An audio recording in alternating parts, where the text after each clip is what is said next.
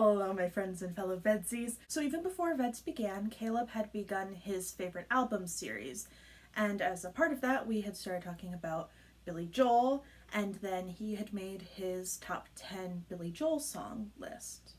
And so I re-listened to Billy Joel's entire discography and made a list of my own, but I wasn't sure if I was going to make a video about it or not. But then Graham ranked Billy Joel's albums, and so now I have no choice. I had to do it. Now, you might be calling bullshit on me and saying that if I wanted to talk about Billy Joel, I should have done it last year when my theme was music, and not now when my theme is storytelling. And to that I have to say, 1, don't tell me what to do, you're not my mom. And 2, if I'm going to talk about any musician while I'm talking about storytelling, Billy Joel is kind of the perfect one to talk about. He is a storyteller through his music, whether that is a very literal narrative, like scenes from an Italian restaurant, or something with a less concrete plot and characters that we still understand very clearly, like She's Always a Woman. And so, without further ado, here are my top 10 Billy Joel songs. Starting with number 10, Where's the Orchestra? Admittedly, of the songs on this list, this is the one I have listened to the least amount of times. However, I love the concept of someone going to their very first play and expecting it to be a musical, but instead being met with a straight play that is led by a movie star who's never been on stage before is a really compelling metaphor for going out into the world and finding out what life is like after having all of these grandiose ideas. It is a very me metaphor, I will admit. And I also really like that in the end, the play wasn't bad. It just wasn't what he expected. Number 9, The River of Dreams. In the middle of the night. Okay, so as established on previous lists, I am a sucker for complicated, layered vocal harmonies. There are few things in this world that I find more satisfying than just really rich, intricate harmonies, and River of Dreams definitely has that. In addition, my dad is one of those people who makes a lot of references off the cuff, and a lot of them are actually Billy Joel songs. And the one that always makes me laugh the most, because it's the one that always catches me the most off guard, is whenever we're trying to tell him about something that happened in the middle of the night. Number 8, She's Got Away. Billy Joel doesn't really make songs like this very often. Like, statistically, the easygoing radio-style love song isn't what makes up most of his discography, and it's certainly not what he's best known for. And in spite of that, or perhaps because it's not what he usually did, so he had to mean it, this is a staple Billy Joel song, as well as a staple in that sort of first dance at a wedding love song genre. I think that its simplicity and its genuine nature really stick out in the discography, and it becomes really special in part because of how rare it is, as well as how well done it is. Number 7, Tell Her About It. While Tell Her About It isn't the most obscure song on this list, I definitely don't think it gets the attention that it deserves. Which is a shame, because I absolutely love it. For starters, I love the conceit of the song. This older man is giving a younger man advice about how he needs to tell his girlfriend regularly that he loves her or else risks losing her due to insecurity building up. Like, it's not the deepest topic, especially compared to some of the other things that Billy Joel has written songs about, but it's almost universal. Who hasn't been insecure in a relationship and just wanted to hear that the other person cared, you know? But even more than that, it's just a fun song. Like, of course, Billy Joel paying homage to Motown was going to be fun, but even that doesn't really do it justice. I can't help but smile when the song comes on because it's just so joyful. The bouncing melody, strong 2/4 beat, the brass, saxophone, the background singers, how utterly into it Billy Joel sounds. It's like a prescription for straight up serotonin, so of course it had to be on the list. Number 6, Uptown Girl. So, fun fact, this was actually my first Billy Joel song.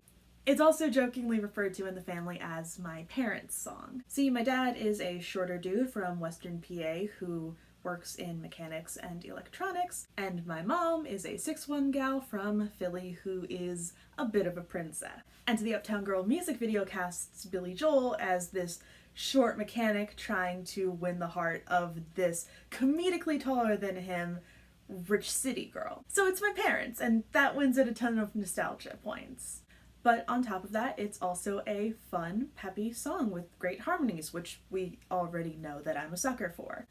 Plus, I was a tween and a Star Kid fan at just the right time that it was almost cool to be geeking out listening to Baby Kurt Mega singing the Glee version of this song. So it's always going to hold an extra special, extra dorky place in my heart. Number 5, Summer Highland Falls. If I had made a TV show named Euphoria, this would have been the theme song. This is really a simple song, but you get such a visceral understanding of what's going on in this relationship. But at the same time, there's enough room that you can interpret it in different ways depending on what relationship you're thinking of. In addition, I just really love the vocals in this one. They sound so good. Number 4, Only the Good Die Young. Some people get tattoos, some people date a bad boy, some people vote on the opposite side of the political spectrum. But when I want to be rebellious against my parents, I listen to Only the Good Die Young. But the politics is a separate thing. Because yeah,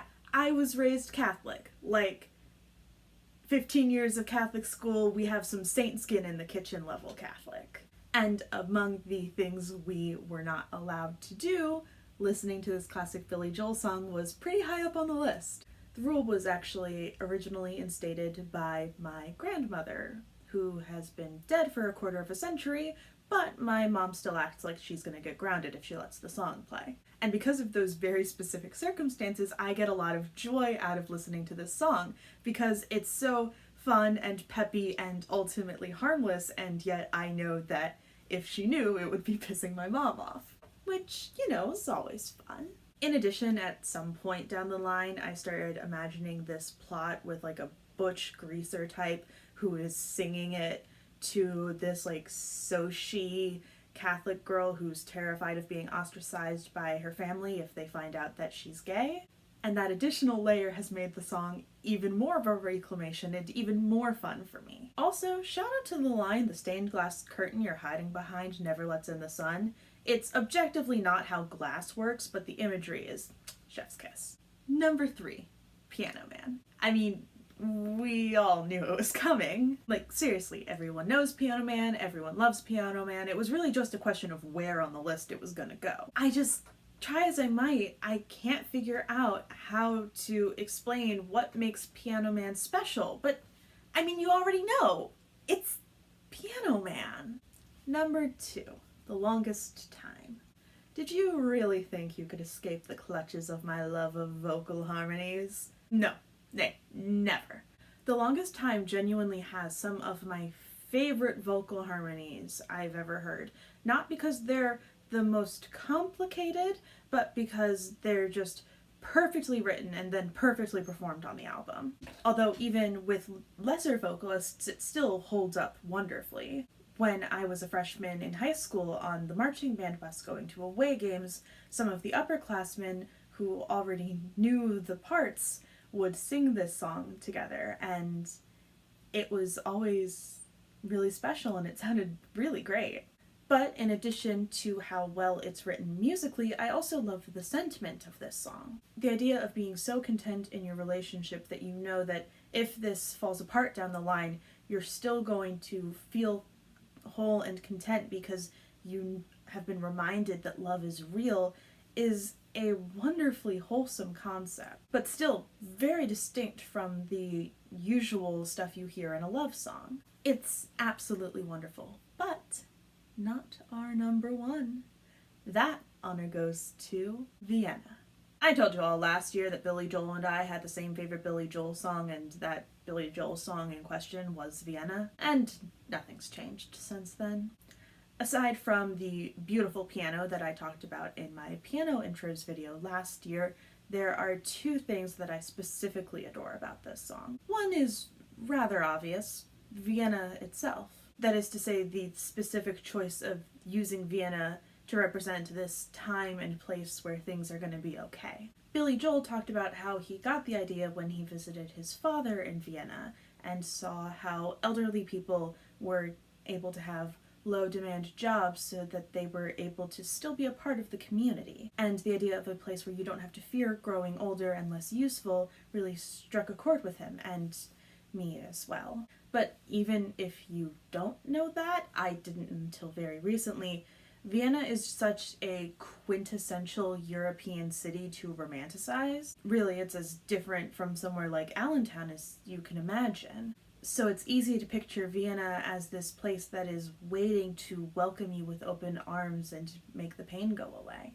The other thing I love about this song is the perspective of the narrator, who's talking to this younger person who is burning themselves out for a dream that might not even come true. And while there's certainly a cynical element to that, there's also something really comforting about the idea of someone who has seen some shit reminding you to not let yourself get chewed up by the system. That there is something good and worthwhile out there waiting for you, but you need to take care of yourself so you can stick around long enough to get there.